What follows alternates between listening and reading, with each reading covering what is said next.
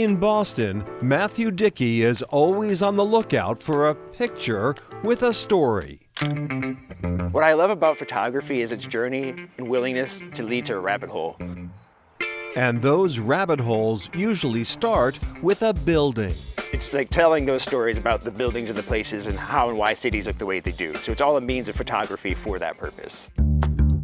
Dickey documents his photos and complimentary research on his Instagram under the name Streetscape Curator. It was a phrase that somebody gave me when they were doing a piece in like 2020, writing about architecture. I kind of think of cities as museums, and you have buildings, you have new pieces that are acquired, other pieces that have been there for a long time. Sometimes there's crazy stories about how places and how things got there. So I kind of see it as a way of documenting a city. Look at this. We met up with Dickey in Dorchester to see how he gets inspired.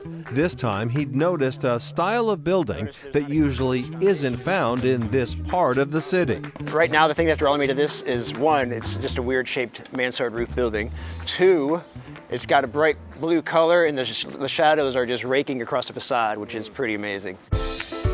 Right down the block, a narrow lane led to another discovery. Look at that. I have a dream that I would love to just live on a little pedestrian walkway with a house. That's the one? That could be it. These are the things that I love on the pedestrian scale, when you could be walking behind a complex of houses and not know that you're going to discover another house behind them.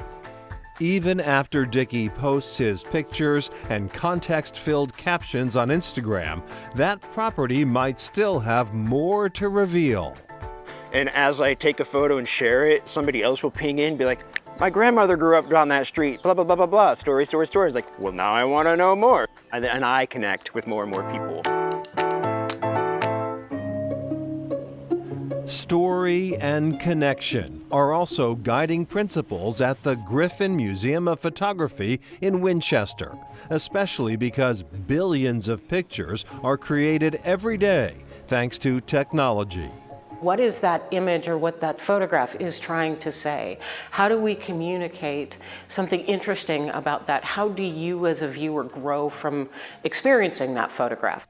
Krista Dix asks these questions in her work as the Griffin Museum's executive director. One of the things I love about photography is how each artist approaches utilizing a photograph as a part of a broader vision. So it's not always documentary work. It's not always alternative process work. It could be something in between.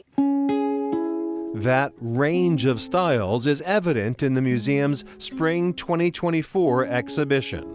Because it's an election year, I wanted to talk about democracy. I wanted to talk about who we are as a people and how we see the world around us.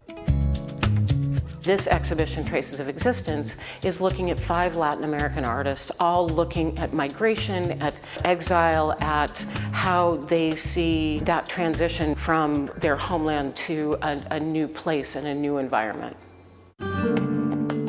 It includes work by Boston artist and activist Ileana Doble Hernandez. I want people to see how I see them, how someone from my background, as a Latina, as an immigrant, as someone who grew up idolizing the United States and the American dream, how it has transformed and how I've learned, so much from coming to the United States. Dick says pairing photos together adds a new layer of meaning. You have one image and like, okay, that's interesting, but without context, you really have no reference. But when you add it with a second image, now all of a sudden there's things to talk about. There's similarities, there's differences, there's ideas happening behind the two images that maybe when they were photographed never actually were intended.